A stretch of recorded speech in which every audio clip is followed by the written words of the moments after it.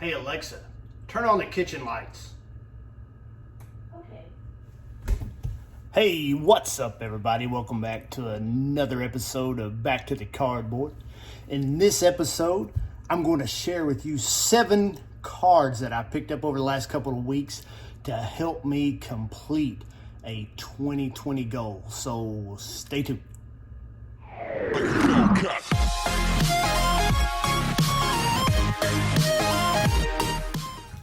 Hey, thanks for tuning in, everybody. Okay, as I said in that intro, I've got 7 cards I want to share with you guys. At the beginning of the year, I set my 2020 goals, and one of them was a big card purchase and completing my Johnny Bench player run, and there's a couple other things, but one of those was completing the 1980 top set. It was a card that I had a set that I had a lot of cards of when I was younger, and it was one of my favorite sets. It really stood out to me, and I really enjoyed it. Brought back a lot of memories from my childhood, and this is the completion of my 1980 top set and the 7 cards. That's going to do it for me. So let's flip the camera around and take a look at them real quick. Let's do it. Okay, all summer long, the last three and a half months, I've been working on completing this set. A few cards at a time. I hadn't really shared with you guys my pickups, but I really want to give a shout out to Brian at Topps Vintage 316 for getting me starting on this. He sent me a care package at the beginning of the year that was had a lot of cards in it that really got me started on this set. So Brian, thank you very much. But over the last three and a half months, I've been working on completing this, picking up a few cards here and there, and these are the 7 cards that I needed. I made it all the way up through close to 500, purchasing the cards a little at a time, and I got to a point where I was like, I'll just get the rest of them. And it ended up only being 6, but I missed one, and that was card number 54, Mr. Dennis Lamp. I don't know how I ended up looking over that, but he kind of reminds me of a cross between Groucho Marx and Barat. Welcome to the Wellington Hotel. Do you want to pay for the entire stay now? I pay for one night. Fine. How All much? Right. One night is $117.13. We call it 85. No, we can call it 117. Let me get the door for you. Come on in. Ah, very nice. Very nice room. Not in the room yet, sir. Hold on. You might want to repack your things. We're No. going to be moving again shortly. I will not move to a smaller room. Sir, this is your floor. I'm going to take you to your room. This is not my room? This is the elevator. It takes you to the floor where your room is. Whoa, whoa, whoa.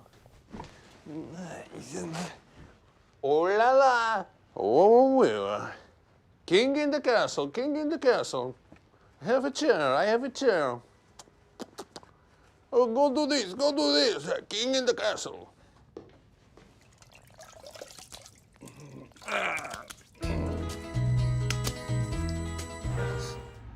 Know who Barat is,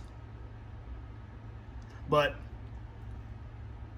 I was able to pick that up. These cards are, the commons were really cheap, but Mr. Lamp here was famous for giving up a couple milestone hits to players. He gave up Lou Brock's 3,000th hit in '79, and in '81 when he was with the White Sox, he ended up giving none other than Cal Ripken Jr.'s first major league hit. So that's Mr. Dennis Lamp, card number 54. I'm gonna throw him in the binder here. I missed him early on, so I had to go back to complete this. 60, 45, 40, oh, there it is. Mr. Dennis Lamp goes in. All right, the next card I got up is this card here. Card number 512 of Jose Cardinal. Jose played 18 years in the majors, from 63 to 80, with 9 different teams.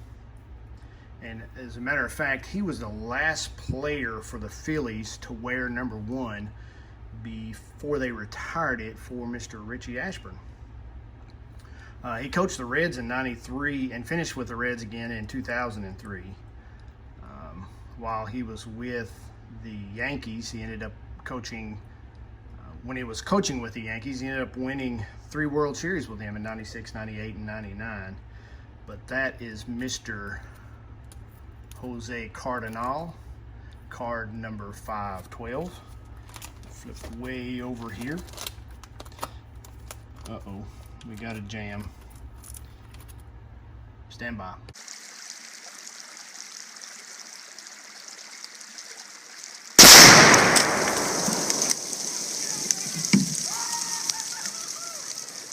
Alright, ended up getting my log jam cleared up. Thanks for your patience. This is card number 512, Jose Cardinal. We'll slide in right there. And then next up, we got one of the dreaded checklists, card number 533. Flip over to 533 there at the top. We'll throw this in. Got it in there. You notice here we got Mr. Pete Edward Rose down here at the bottom in his Phillies uniform. Pete was with the Reds in 63 through 78, with the Phillies in 79 and 83, and then with the Expos in 84. And I was on one of the Facebook groups the other day, and somebody was showing his 84, I guess this is 84, 85 Expos card, and it's like, he looks really good in the Expos uniform. Don't you think Pete Rose looked better in the Expos uniform? And man, that guy took some slack. Took a lot of heat for that comment. So what do you guys think? Does Pete look better in his Expos uniform, Phillies uniform, or with the Reds? I mean, it's a no-brainer. But that was card 533. Expos, the Topps checklist. Next up, at card number 623 here. I can't believe I had this. This is one of my favorite players from the 80s, Stormin' Gorman Thomas. Thomas was an all-star in 81, 2-time home run, American League home run leader, 79 and 82. And from 78 to 83, Stormin' Gorman led the American League in home runs. He hit more home runs than that time span than anyone, with 197. One of the first Seattle Mariners, after he got traded from the Brewers, the first Seattle Mariners to hit 30 home runs in a season. That was in 1985. Well, since the Mariners started in 77 as an expansion team. And if you think about it, that's really no small feat for Gorman Thomas, because the Mariners at the time played in the Kingdome, and 30 home runs in the Kingdome for a season is pretty decent, don't you think? But anyway, that is card number 623, Gorman Thomas. We're getting close to the end here. Looking for spot 623, and there it is at the top, I think. Yep, right next to Mario Soto. Pretty good place in Topps history to be. And then next up, shout out to John Mangini. We got the card number 551, I believe it is. Yep. The Pittsburgh Pirates team card. This is the We Are Family team.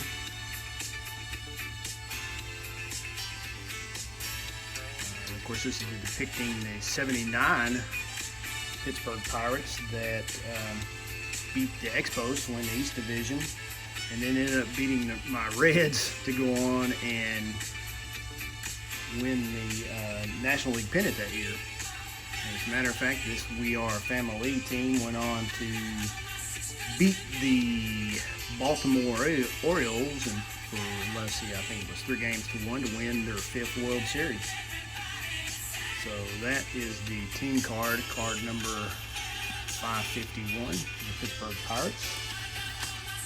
Them. Is that 551, I'm going the wrong way. All right, I guess these are in no particular order. And there's 551. Well, look at there. Their place in history right next to King Griffey Sr. Pretty sweet. All right, and then the last 2 cards here, probably the biggest purchases. This one, Mr. Nolan Express, Ryan Express, number 580. Of course, in 79, Mr. Ryan went 16-14 with 5 shutouts. Then led the American League in strikeouts with 223. The Angels that year was the first year that they'd ever went to the postseason under first-year manager Jim Fregosi. But they ended up falling short that year. American League Championship Series and was defeated by the Orioles 3-1. But that's card number 580, Mr. Nolan Ryan. 53, 60. Where are you at? 5. Should I pass it up? 580. Oh, there it is. Number 580. And he's not next to any reds. All right, there's Mr. Al Roboski down here in the corner, the Mad Hungarian. And then last but not least, card number 482. This is the big daddy of it, this set. I've got this card graded, I think, in a 7, I believe it is. But it's Ricky Henderson's 1980 Topps card. Of course, his rookie year. That year he hit 274 with 1 home run, 26 RBIs, and 33 stolen bases. That is the least stolen bases that Mr. Henderson had up until the 94 strike-shortened season. So that's Mr. Ricky Henderson's. And the last card I needed to complete my 1980 set, card number 480, card number 482, Ricky Henderson. And there it goes.